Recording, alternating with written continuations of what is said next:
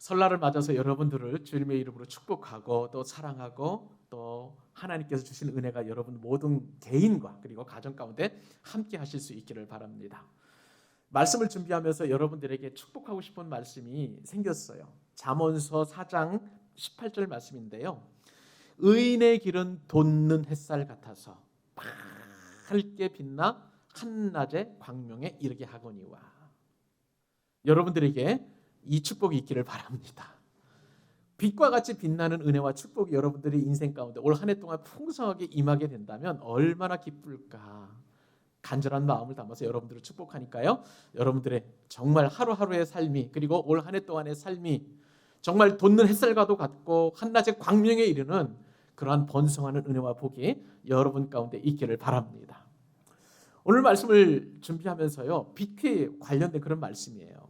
그렇기 때문에 이 빛에서 성경에서 말씀하신 빛이 얼마나 크고 놀라운 것인지 오늘 여러분들과 풍성한 은혜를 함께 나눌 수 있기를 바랍니다. 오늘 빛에 대한 말씀을 준비하면서요. 수필 한 가지를 읽게 되었습니다. 근데 이것은 이 수필 내용을 짤막한 수필인데 어느 시골에서 일어날 법한 그러한 이야기입니다.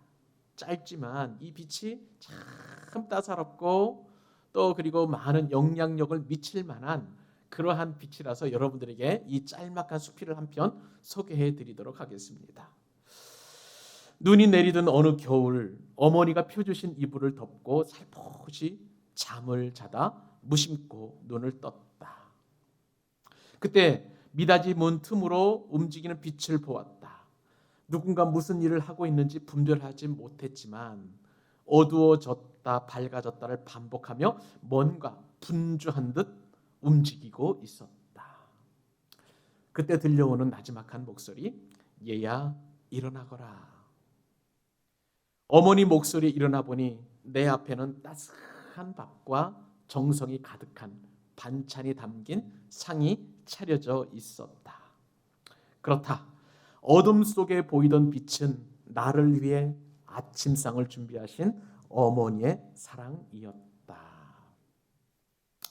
여러분, 인생을 적어도 한 50, 60 이상 사신 분들에게는 이 장면이 어떤 장면인지 아마 여러분 다 기억하시고 또 추억하실 수 있으리라고 생각이 됩니다. 오늘 말씀은요. 창조 첫날에 이루어진 말씀입니다. 태초에 보니까 흑암이 가득했어요.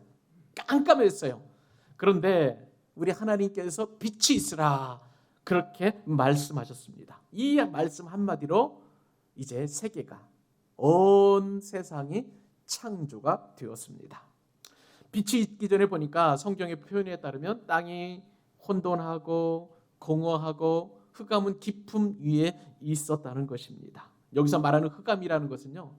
빛이 창조되기 이전이었으니까 정말 깜깜한 그 어느 것도 분별할 수 없는 깊은 흑암이 있었다는 것을 성경은 말씀합니다. 성경에 보니까 이 흑암이라는 것은요. 어떤 의미를 가지고 있냐면 이제 멸망받을 사람들이 장차 들어갈 영원한 곳이 바로 이 흑암으로 표현되어 있고 또 악한 자들이 영원토록 있어야 될 곳으로 그렇게 표현되고 있습니다. 하지만은요, 이 빛은 반대로 어떤 은혜를 가지고 있느냐? 성경에서의 빛은 하나님의 말씀을 상징하는 거예요.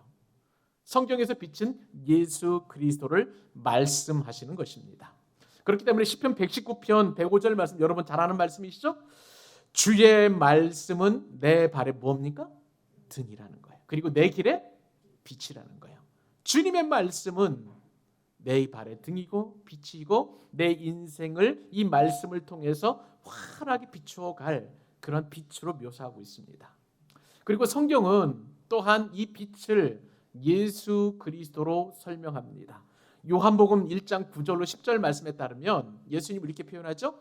참빛, 예수님이 참빛이라는 거예요. 곧 세상에 와서 각 사람에게 비추는 빛이 있었나니 그가 세상에 계셨으며 세상은 그로 말미암아 지은 바 되었을 때 세상이 그를 알지 못하였고 참빛으로 이 땅에 오신 예수님께서 각 사람에게 그 빛을 비추심으로 말미암아 우리는 그 빛을 따라서 인도함을 받는 그러한 삶을 살게 되었다고 성경은 우리에게 말씀하고 계십니다. 빛이 있기 전에 세상은 어둠과 혼돈 그 자체였지만 빛이 있음으로 말미암아, 빛이 창조됨으로 말미암아 어둠과 혼란 속에 있었던 모든 것들은 다 사라지고 이제 질서가 생기게 되었다는 것입니다. 여러분, 예수님 없는 인생이라는 것은요, 암흑 그 자체예요. 흑암입니다. 무질서합니다. 어떤 것 하나 일렬로 정돈되거나 정리될 수 없는 그러한 상황 가운데 있고, 아무리 그 사람이 잘생기고 아무리 그 사람이 많이 배우고 아무리 그 사람에게 능력이 많고 돈이 많다고 할지라도 그 인생은 흑암 그 자체라는 거예요. 그런데 이 흑암 속에 있는 인생은요, 늘 불안합니다. 두려워요. 염려가 많고요. 근심할 수밖에 없는 그러한 인생을 살 수밖에 없죠. 그러나 여러분, 빛은 우리로 하여금 일목요연하게 우리의 삶의 목적과 의미를 발견하게 하고요. 그리고 하나님을 영화롭게 살아가도록 우리의 삶을 정돈시키는 것을 보게 됩니다. 그러면 여러분, 오늘 말씀을 통해서 여러분들은 빛을 만나실 수 있기를 바랍니다.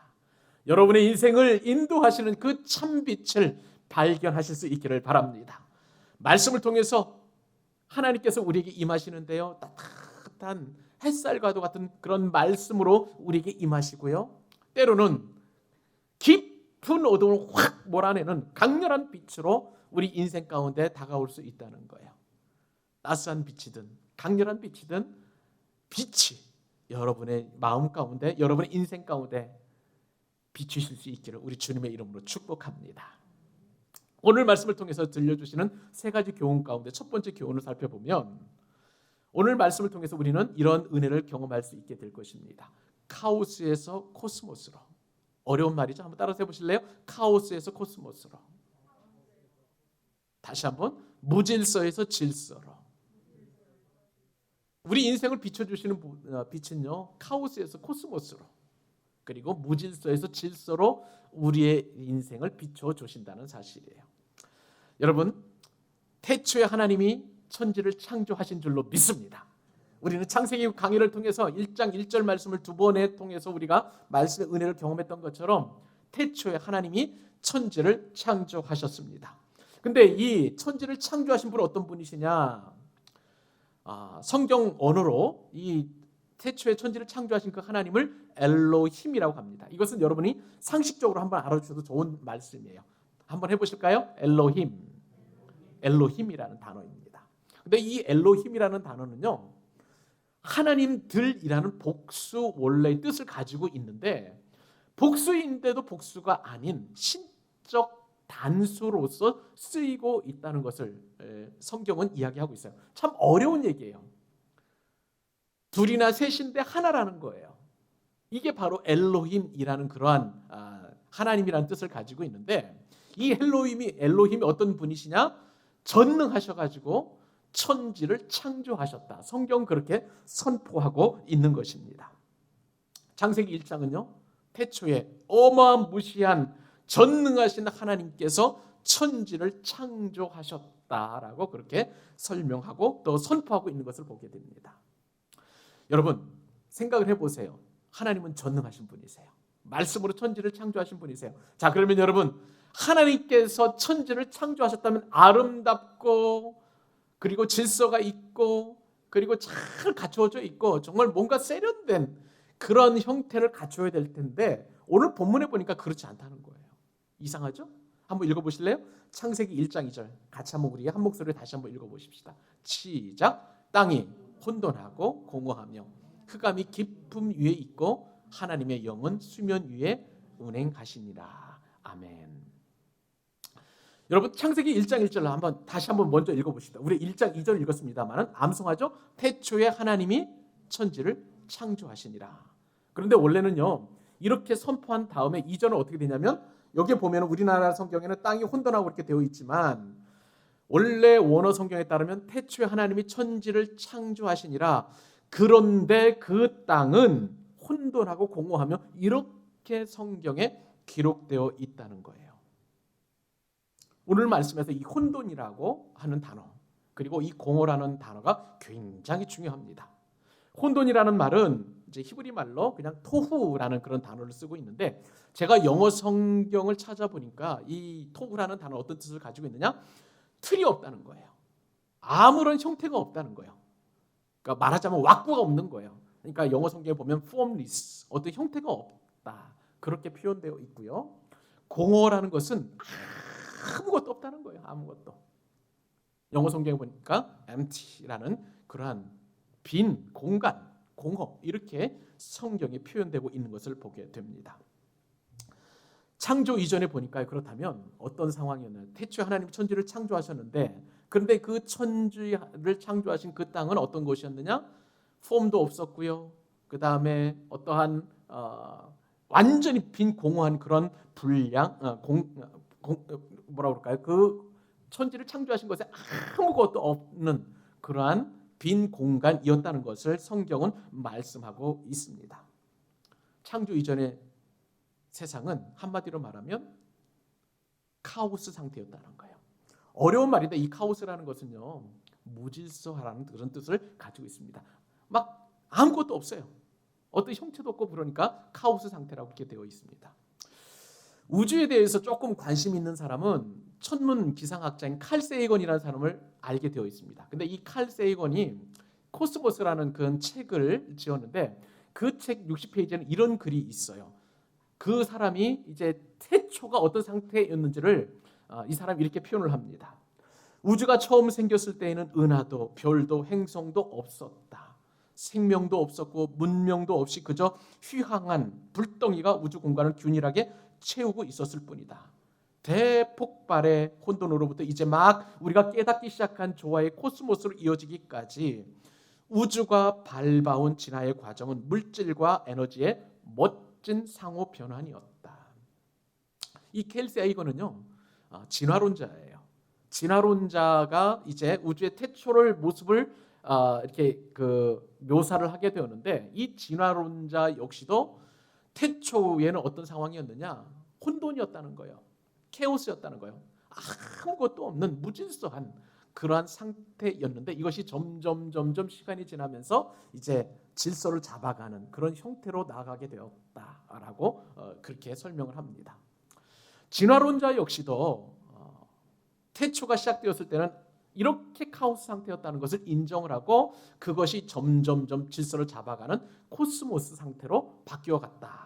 코스모스는 질서라는 뜻을 가지고 있고요. 그것이 이제 우주라는 뜻을 또 이렇게 변형되어서 우리 가운데 이제 해석되어지는데, 이렇게 무질서에서 질서로, 카오스에서 그리고 코스모스 상태로 바뀌었다라고 진화론자 역시도 이렇게 이야기하고 있는 것을 보게 됩니다. 사랑하는 여러분, 하나님이 천지를 창조하실 때는요, 카오스에서 질서인 코스모스로 창조하셨다는 사실을 여러분 믿으시기 바랍니다.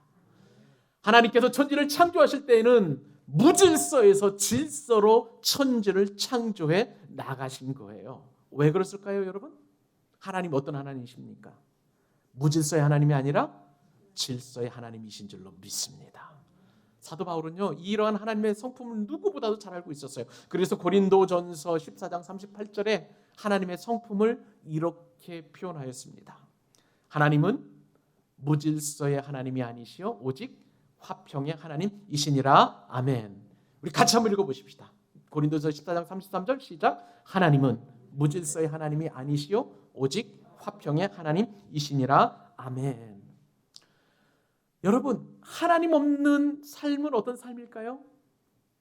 마치 천지를 창조하셨을 때 흑암이 있었던 것처럼, 땅이 공허하고 혼돈했던 것처럼, 그렇게 모든 인생들은 무질서할 수밖에 없는 거예요. 무질서하면은 마음에 가장 먼저 어떤 염려와 근심과 걱정이 있는 거예요. 평화가 없는 거예요. 그런데 하나님은 질서의 하나님이시라서 그 하나님께서 임하시는 그 심령들마다, 그 영혼들마다 화평으로 인도해 주시는 줄로 믿습니다. 평강으로 인도해 주시는 줄로 믿습니다. 이것이 바로 우리 하나님이세요. 우리 하나님이십니다. 하나님은요, 이런 원리에 입각해서 창조 첫째 날부터 여섯째 날까지 질서 있게 계속 천지를 창조해 가셨습니다. 세상이 하나님의 질서대로 그렇게 우주를 질서대로 창조하셨기 때문에 카오스 상태에서 코스모스로, 무질서에서 질서로 이렇게 창조하셨습니다. 여러분, 여성들은 화장을 많이 하는데요, 화장품 중에 코스메틱스라는 그런 화장품이 있다면서요? 저는 잘 모르겠지만 여성들이 화장을 하는 이유는 얼굴에 좀 질서를 잡기 위해서 좀 다듬고 또 예쁘게 하고 또 그다음에 이것저것 화장을 하면서 더 아름답게 가꾸어 있게, 이게 질서 있는 것은 참 아름다운 거잖아요. 그렇게 만들어가는 과정이 이제 빗대어서 이제 제품 이름이 코스메틱스라는 그런 화장품이 있다는 이야기 들었습니다. 그것도 바로 이 코스모스에서 유래한 거예요. 그만큼 질서는 아름다운 것이고 하나님의 것인 줄로 믿습니다. 여러분, 우주만 이처럼 질서가 있는 것이 아니에요. 하나님이 창조하신 가정도, 하나님이 창조하신 공동체인 교회도 질서가 있는 줄로 믿습니다. 질서가 반드시 있어야 돼요. 이 교회는 교회 안에서 자기 소견에 옳은 대로 행하게 된다면 교회는 무질서할 수밖에 없는 것입니다. 여러분, 교회뿐만 아니라 우리 개인도 마찬가지예요. 우리는 지금 전대미문의 코로나19 팬데믹 그 현상을 겪고 있습니다. 이런 현상 속에서 우리 영혼들을 한번 살펴보실 수 있기를 바라요. 지금까지 우리는 이 코로나로 말미암아서 경험하지 못했던, 이전에는 전혀 경험하지 못했던 그런 영적인 카오스 상태를 맞고 있는데, 여러분, 예전에 보면 온라인 영상 예배를 통해서 주일 예배를 드린다고 하면 그게 과연 주일 성수했다고 여러분 그때 생각이나 했었겠습니까? 근데 어쩔 수 없이 이 코로나를 피하기 위해서 우리는 영상 예배를 드리고 있어요. 어디 그뿐입니까? 헌금도 예전에는 그냥 정성스럽게 준비를 해가지고 하나님 앞에 마음을 담아서 이렇게 헌금 봉투로 해서 그렇게 하나님께 드렸습니다만, 요새는 온라인 헌금도 얼마든지 하게 되면서 헌금의 형태도 많이 바뀌게 된 것을 보게 됩니다. 그러면서 저는 이제 교회를 담임하는 목회자로서 딱 보니까 코로나 이전과 이후에 우리 성도들의 그 신앙의 형태가 많이 너무나 바뀌었어요.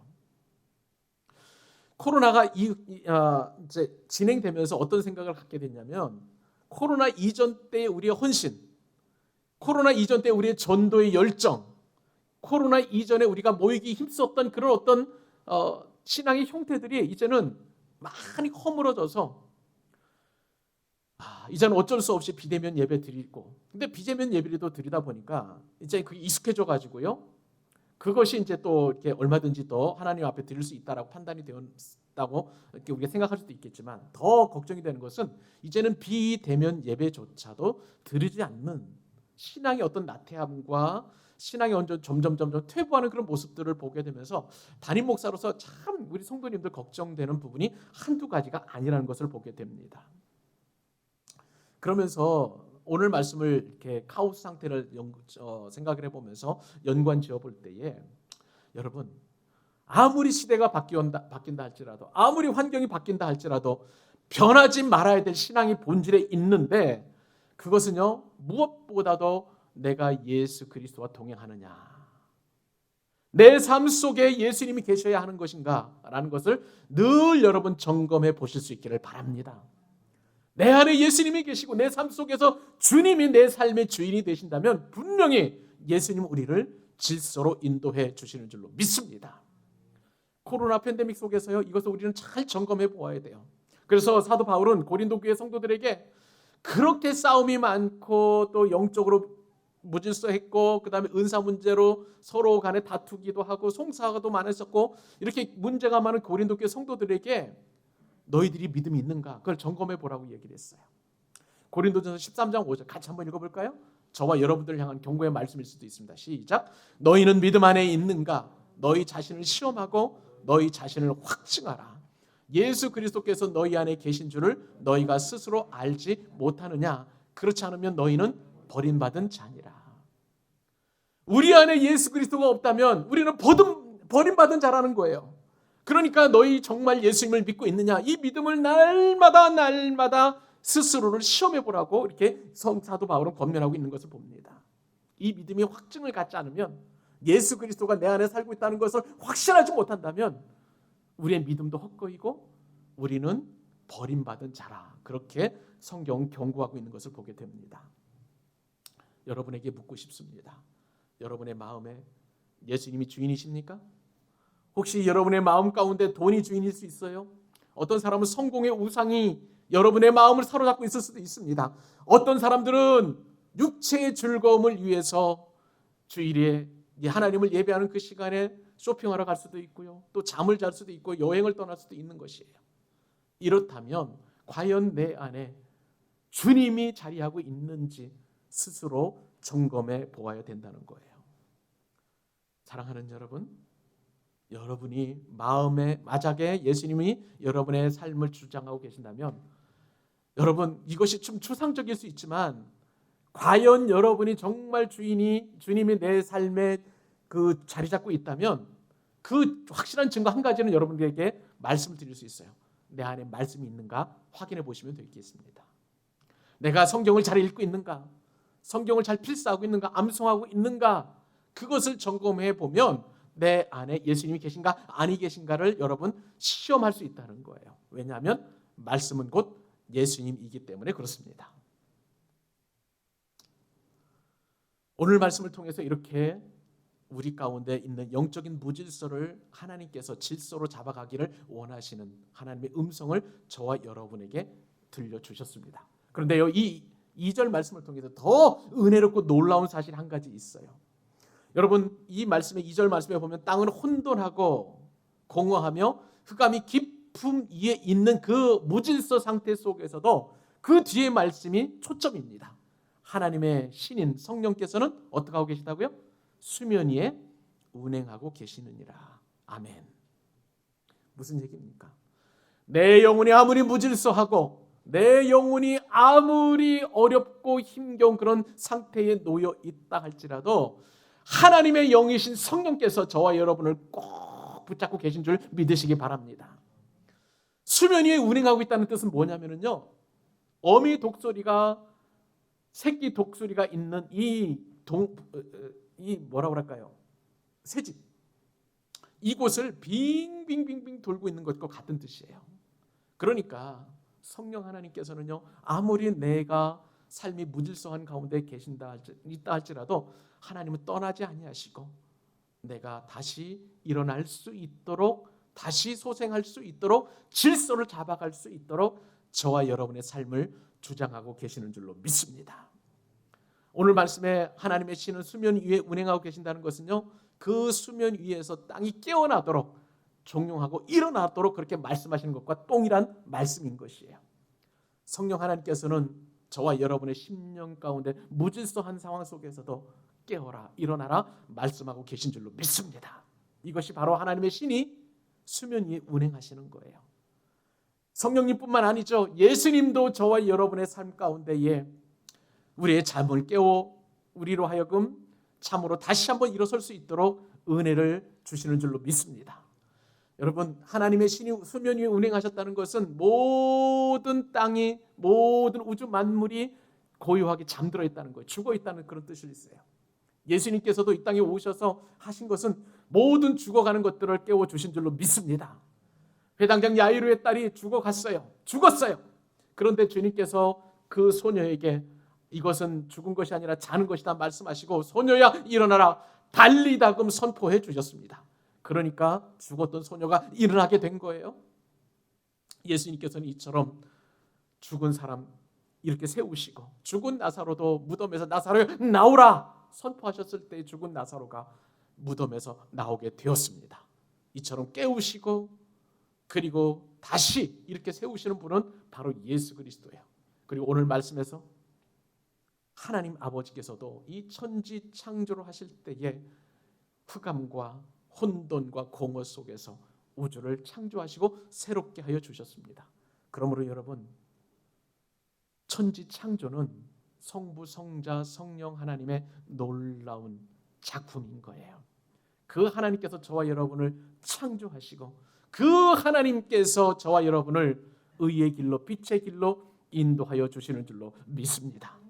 그렇기 때문에 여러분, 내 영혼이 카오스 상태에 있다 할지라도, 내 몸과 마음과 나의 삶이 무질서 상태에 있다 할지라도 오직 하나님만 바라보시고 의지하시기 바랍니다. 하나님이 여러분들을 세워주실 거예요. 하나님이 여러분을 깨워주실 거예요. 하나님이 여러분을 죽었다 할지라도 일으켜 세워주실 줄로 믿습니다. 무질서에서 질서로 인도하시는 하나님, 카오스에서 코스모스로 인도하시는 하나님이 저와 여러분의 하나님이세요. 올 한 해 동안 우리를 질서 가운데 인도하시는 그 하나님을 기대하시면서 무질서에서 질서로, 카오스에서 또한 코스모스로 인도하신 그 하나님만 바라보시고 믿음의 길을 정진해 나가는 저와 여러분 되시기를 우리 주님의 이름으로 축복합니다. 두 번째 교훈 한번 볼까요? 두 번째 교훈을 보니까 오늘 본문에서 주님은 어떻게 세상을 창조하셨느냐, 빛을 만드셨는데 말의 힘으로 빛을 창조하셨다는 거예요. 할렐루야. 여러분, 누누이 말씀드렸습니다만 하나님께서는 천지를 창조하실 때 어떤 재료를 가지고 천지를 창조하신 게 아니에요. 무에서 유를 창조하셨습니다. 첫째 날 빛을 창조하실 때에도요, 아무것도 없었어요. 완전 카오스 상태에서 빛이 있으라고 말씀하셨는데 그 빛을 그렇게 창조하셨어요. 근데 여러분, 예수님께서 하나님께서 세상을 창조하실 때 가장 중요하게 생각한 원리가 있습니다. 그것이 뭔지 아세요, 여러분? 말씀입니다. 말씀. 자, 창세기 1장 3절로 4장 초반절까지, 상반절까지 같이 한번 읽어보십시다. 한 목소리로 시작. 하나님이 이르시되 빛이 있으라 하시니 빛이 있었고 빛이 하나님 보시기에 좋았더라. 아멘. 하나님께서 창조하신 땅은 말씀을 드린 대로 혼돈했고요, 공허했고요, 그리고 흑암이 깊음 위에 있었습니다. 이런 땅에 뭐가 임했냐면요, 하나님의 말씀이 임하셨습니다. 여러분, 창세기 1장을 여러분들이 수없이 읽으셨을 텐데 하나님이 이르시되라는 말씀 여러분 성경에도 다 있죠? 제 성경에만 있는 것만 아니죠? 하나님이 이르시되라는 말이 창세기 1장에 보면 무려 10번이나 등장하는 것을 보게 됩니다. 이 10번 말씀하실 때 하나님께서 이르시되, 하나님이 이르시되라고 이렇게 말씀하실 때마다 놀라운 일이 일어나게 되었어요. 천지가 하나씩 하나씩 창조되었습니다. 먼저 오늘 본문에 보니까 혼돈이 물러갔습니다. 공허가 물러갔어요. 그리고 흑암이 깊음이 있었지만 이 흑암도 빛이 있으라 말씀하시니까 빛이 물러가게 되셔서 하나님 보시기에 좋은 그러한 이제 창조가 되었던 것을 보게 됩니다. 하나님께서 말씀하시면은요, 땅에 있어야 될 것에 땅에 있고, 그 다음에 하늘에 있어야 될 것들이 하늘에 있었습니다. 바다에 있어야 될 것들이 바다에 다 있어서 온 우주와 천지 만물이 하나님께서 말씀하시는 대로 다 가득 채워져서 충만하게 만들어지게 된 것을 보게 됩니다. 말씀하시면 한 가지도 빠짐이 없이 모든 것이 완벽하게 다 그렇게 완성되어지고 만들어졌다는 거예요. 여러분, 세상이 아름답기 시작한 것은 언제인 줄 아세요? 하나님이 말씀하셔서 빛이 있으라 말씀하신 그 순간부터 세상은 아름다워지기 시작했습니다. 그러니까 하나님 보시기에 좋으셨던 거예요. 이것은요, 여러분, 하나님의 말씀에 능력이 있기 때문을 우리는 믿습니다. 그 말씀이 능력이 되어서 빛이 만들어지게 된 거예요. 그러므로 여러분, 창세기의 모든 것들은 하나님의 말씀으로만 창조된 줄 믿으시기 바랍니다. 그 어떤 재료도 없었어요. 무에서 유를 창조하셔서 오직 말씀으로만 명령하셨을 때 그 말씀의 힘으로 온 우주와 세상 만물이 만들어졌다는 것입니다. 하나님이 말씀하시니 모든 것들이 만들어졌다는 이 귀한 진리의 말씀을 통해서 우리는 한 가지 영적인 중요한 교훈을 얻게 되는데, 말의 힘이 있음을 우리가 깨닫게 된다는 거예요. 우리는 말의 힘으로 빛을 창조하신 하나님의 능력을 묵상할 때에 여러 가지 적용을 할 수가 있겠습니다. 그 가운데 하나가, 첫 번째는 뭐냐면요, 나를 구원하신 말씀의 은혜예요. 오늘 하나님께서는 빛이 있으라 말씀하셔서 이 말씀으로 빛을 창조하셨는데, 여러분, 근데 하나님께서 창조하신 이 창조는 그냥 구석에 있는 창세기 1장 2절 말씀이에요. 그런데 여러분, 저와 여러분을 구원하시는 그 놀라운 말씀은 창세기 1장 1절로부터 요한계시록 끝장 끝절까지 모든 말씀이 다 저와 여러분을 구원하시는 구원의 말씀인 줄로 믿습니다. 그러므로 이 말씀이 얼마나 우리에게 은혜가 되는지 몰라요. 이 말씀만 생각을 하면 내가 얼마나 하나님 앞에 사랑을 받고 있고 놀라운 은혜를 받고 있는지 저와 여러분들은 만끽하게 될 줄로 믿습니다. 여러분, 이렇게 하나님께서 나를 위해서 구원의 말씀을 주셨다는 것은요, 이 말씀을 생각하기만 하면 우리가 또 다른 삶을 살 수 있도록 우리로 하여금 도전하는 말씀이에요. 하나님께서 천지를 창조하셨다는 말씀은요, 우주 창조에 대한 마스터 플랜일 뿐만 아니라 나의 삶과 나의 마음과 나의 생각을 바꾸는 충분한 능력의 말씀인 줄로 믿습니다. 이 창조의 말씀이 내 속에 역사하시고 내 삶을 만들어가기 시작하면 나의 삶은 그때부터 기적이 만들어지는 거예요. 여러분, 저와 여러분은 예수님을 믿음 말미암아 구원받은 줄로 믿습니다. 이 구원받은 사람은 마땅히 그렇기 때문에 나를 구원하신 그 말씀을 날마다 묵상하고 좋아하고 은혜를 누리고 기뻐하고 그 말씀 앞에 감격할 수밖에 없는 거예요. 그렇기 때문에 말씀을 사랑하는 인생으로 바뀌게 되는 거예요. 그 말씀을 사랑해서 그 말씀을 읽게 되면 그 말씀의 뜻을 우리가 구하게 되고요. 그 말씀대로 살려고 노력하게 되고 순종할 때 얻어지는 기쁨을 우리 가운데 충만하게 누려서 하나님의 기쁨이 나의 기쁨이 되고 하나님의 즐거움이 나의 즐거움이 될 수 있는 인생의 참된 행복을 발견하게 될 줄로 믿습니다. 사랑하는 여러분, 오늘 창조하신 그 말씀이 여러분의 구원의 말씀이 되어서 나의 삶을 바꾸어 갈 수 있도록 그렇게 여러분의 삶을 바꾸어 달라고 간구하는 여러분 되실 수 있기를 바랍니다. 또 한 가지 적용을 한번 해볼까요? 하나님께서 말씀 한마디로 빛을 창조하셨다면 그 창조에 하나님께서 놀랍게도 그 말의 힘을 저와 여러분들에게 주신 줄 믿으시기 바랍니다.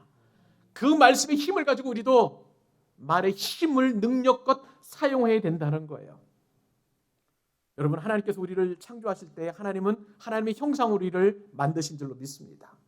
하나님의 형상대로 만들었다는 것은 하나님의 모습을 우리가 닮게 하도록 그렇게 창조하셨다는 거예요. 그렇다면 여러분, 우리가 하나님을 닮은 거 맞죠? 하나님께서 말씀의 능력으로 천지를 창조하셨다면 그 말씀의 힘과 말의 권능과 말의 능력도 저와 여러분들에게 주신 줄로 믿습니다. 여러분, 그렇기 때문에 우리는 말의 힘을 능력껏 활용해야 되는 거예요. 하나님도 말씀하시고 저와 여러분과 같은 사람도 말을 합니다. 혼돈하고 공허하면서 흑암이 깊음이 있던 세상이 말씀으로의 창조를 통해서 하나님이 보시기에 좋게 바뀌었다면 저와 여러분들도 얼마든지 이 말의 힘을 가지고 세상을 좋게 만들어가게 될 줄로 믿습니다. 여러분, 말씀을 준비하면서요, 우울증을 치료하는 것 가운데 가장 좋은 방법이 있다는 것을 알게 되었습니다. 우울증이 있는 분 같은 경우에는 한번 귀담아 들으시기 바랍니다. 보통 우울증 진단을 받게 되면 우울증 약을 먹게 되잖아요. 그런데 이 우울증 약보다도 훨씬 더 효과적인 치료 방법은 말의 힘이라는 거예요. 여러분, 말의 힘을 최대로 활용을 해서 사람의 몸과 마음의 변화를 일으키는 그 치료 기법이 NLP 기법이라고 합니다. Neuro Linguistic Programming이라는 거예요. 그러니까 뉴로라는 것은 신경이라는 것이죠. 링귀스틱 하면 언어라는 거예요. 그러니까 신경 언어 치료 프로그램 뭐 이런 정도로 우리가 해석해 볼 수 있는데요. 말 한마디로 사람의 마음을 자유롭게 하고 보다 나은 인생을 누리게 하고 또 그리고 긍정적인 생각을 하게 하고 하는 것들이 바로 이 NLP 기법이라는 거예요. 하나님께서의 모든 사람에게 이처럼 말의 힘을 가질 수 있도록 우리에게 능력을 주셨습니다. 이 NLP 기법으로 우리가 이제 어떤 일을 하게 되면, 특별히 이제 글씨를 쓰게 되면, 종이 글씨를 쓰게 되면 7% 정도밖에 힘이 없다고 그래요. 근데 이것을 소리로 낸다고 하면은 38% 정도의 이제 능력이 나타난다고 합니다. 그리고 감정을 담아서 좋은 느낌을 담아가지고 이야기를 하게 된다면 55% 힘이 생긴다는 거예요. 그러니까 내가 긍정적인 생각을 하고 좋은 말을 글로 쓰고 말로 하고 그리고 나의 마음을 담아가지고 긍정적인 감정을 담아서 전달을 하게 된다면 그것이 100%의 우울증을 치료할 수 있는 효과를 나타내게 된다는 거예요. 그러므로 여러분, 우리는 말의 힘을 넉넉히 사용해야 되는 것입니다. 여러분, 이 말의 힘이 이미 성경 기록되어 있다는 거 여러분 잘 아시잖아요. 요한복음 1장 1절 말씀에 따르면 사도 요한은 태초에 무엇이 있었냐면 말씀이 계셨다고 이야기합니다. 이 말씀이 하나님과 함께 계셨으니 이 말씀은 곧 하나님이시니라.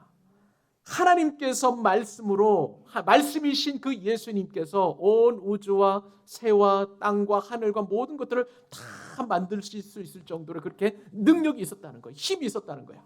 그런데 이 말씀의 힘이 하나님에게만 있는 것이 아니라 하나님의 형상을 닮은, 특별히 예수 그리스도로 말미암아 우리의 심령이 새로 회복된 저와 여러분들에게는 창조의 능력과 그 말의 힘이 더 배가가 되어서 우리 가운데 임하게 되었다는 거예요. 그러므로 여러분, 우리는 말의 힘을 사용해서 말의 능력을 체험해야 될 줄로 믿습니다. 말은 사람을 살리기도 하고 죽이기도 하지요. 말은 사람을 흥하게도 하고 망하게도 하고 행복하게도 하고 불행하게도 합니다.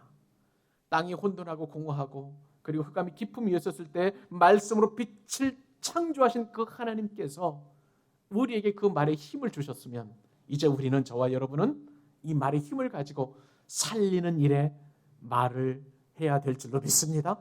우리를 행복하게 하는 일에, 그리고 우리를 또한 흥하게 하는 일에, 잘 되게 하는 일에, 사랑하는 일에 우리의 말의 힘을 사용할 수 있기를 바랍니다. 말은요, 내 마음속에 품고 있다고 해서 그것이 능력이 되는 게 아니에요. 입으로 시인할 때 그 말의 힘이 나타나는 것입니다. 그래서 우리 교회는 올해부터 처음 예배할 때에 가장 먼저 성도들끼리 서로 안아주고 사랑합니다라고 이렇게 말하기를 지금 하고 있잖아요. 이 원리 때문에 그래요. 여러분, 사랑합니다, 축복합니다, 보고 싶었습니다, 행복하시기 바랍니다, 이 말 하게 되면 병든 자도 고침을 받고 아픈 자도 회복이 되며 그리고 불행한 자들도 행복이 되고 그리고 모든 것들이 힘을 얻어서 말의 능력과 권세와 능력을 체험하게 될 줄로 믿습니다. 말의 힘을 적극적으로 활용하는 저와 여러분 되실 수 있기를 주님의 이름으로 축복합니다. 마지막 한 가지, 오늘 말씀을 통해서 주시는 하나님의 마지막 교훈 한 가지 더 살펴보도록 하십시다. 하나님께서 우리에게 창조하신 이 빛은 어떤 빛이냐? 하나님 보시기 좋은 빛이었는데 그것은 아침의 빛이었다는 사실입니다. 여러분, 창세기 1장 읽으셨을 때 여러분들 혹시 의아하게 생각했던 거 한 가지 있죠? 하나님이 이르시되, 이제 다 창조하신 다음에, 그런데 이 창조 엿새 동안 계속해서 반복되는 표현이 있어요. 저녁이 되고 아침이 되니 이는 첫째 날이다, 둘째 날이다. 이 표현이 계속 반복되는 거 여러분 잘 아시죠? 여러분, 이 성경 읽으면서 조금 이상하다고 생각하지 않으셨어요? 아침 다음에 저녁이지 왜 저녁 다음에 아침이냐는 거예요, 여러분. 자, 성경 말씀 한번 보십시다. 창세기 1장 4절 하반절에서 5절까지 우리 본문 다시 한번 읽어보십시다. 시작. 하나님이 빛과 어둠을 나누사 하나님이 빛을 낮이라 부르시고 어둠을 밤이라 부르시니라. 저녁이 되고 아침이 되니 이는 첫째 날이니라. 아멘. 자, 우선 여러분, 오늘 본문 말씀해 보니까 하나님께서 빛을 창조하시고 이제 구분하셨어요.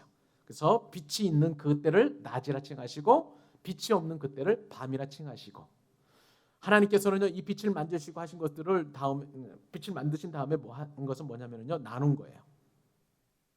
모은 것이 아니라 나눈 것입니다. 왜요? 하나님의 성품 때문에 그래요. 하나님은 빛과 어둠이 함께 섞여 있는 것을 원치 않으십니다. 우리 가운데 있는 빛 대신 그 예수님을 통해서 얻는 그 은혜로운 삶과, 그리고 내 육체의 본성대로 사는 삶, 그리고 악한 마귀가 우리를 유혹했을 때 우리가 갖게 되는 그 죄악된 삶, 그리고 여전히 썩어져가는 구습과 같은 그런 어떤 흑암된 삶이 같이 있기를 원치 않으셨기 때문에 구분하시는 거예요. 예수님 오시게 되면 그 참빛 때문에 우리는 빛과 어둠이 나눠지게 되는 것입니다. 자, 그런데 이러한 상황 속에서 우리가 하나님의 은혜를 체험하게 되는데, 왜 하나님은 하필이면 왜 낮과 밤을 구분하셨을까요? 밤을 통해서 우리의 한계를 인정하라는 거예요. 무슨 뜻입니까? 우리는요 밤을 낮처럼 사용하는 그런 시대를 살아가고 있습니다. 얼마든지 밤새도록 우리가 일하고 공부하고 게임하고 놀 수 있는 그런 환경은 우리가 살아가고 있는 거예요. 근데 하나님 그걸 원치 않으세요. 하나님께서 만드신 창조 원리는 해가 있는 한 그때 일하고 또 그 다음에 해가 지는 그 밤 때는 쉼을 하도록 그렇게 하나님께서 낮과 밤을 구분하여 만드셨다는 거예요. 사랑하는 여러분, 그렇기 때문에 저와 여러분은 올 한 해 동안은 창조 원리로 살아갈 수 있기를 주님의 이름으로 축복합니다. 하나님께서 불 끄시면 자야지요. 여러분 일하지 마시고요. 우선은 창조 원리대로 살아갈 때에 우리가 건강을 얻게 되고요.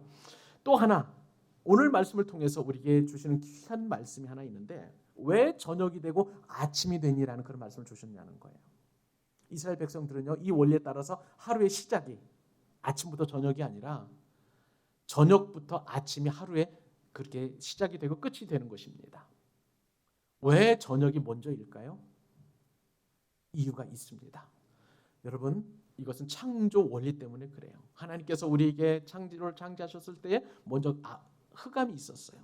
흑암이 기품이었다는 것은 그 어떤 빛도 없는 캄캄한 상황이었었는데 하나님께서 빛을 주심으로 말미암아서 우리로 하여금 그 빛을 통해서 우리의 새로운 삶이 새롭게 조성될 수 있음을 말씀해 주시는 거예요. 이것이 우리에게 큰 위로가 된 줄로 믿습니다.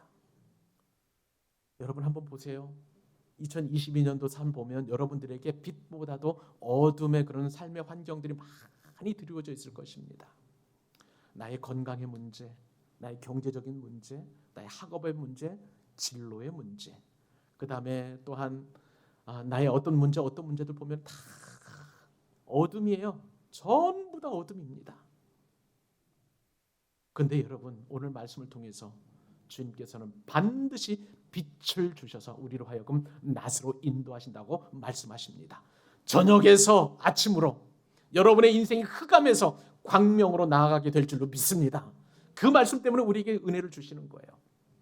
이 말씀이 우리에게 큰 위로가 되는 거예요. 여러분의 인생 한번 돌아보십시오. 흑암이 깊어져 있습니까?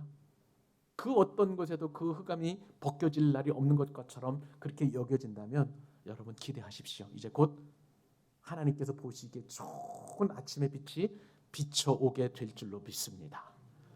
흑암이 깊으면 깊을수록 하루 중 가장 어두울 때가 바로 여명이 동터울 때 바로 그 직전의 흑암이에요.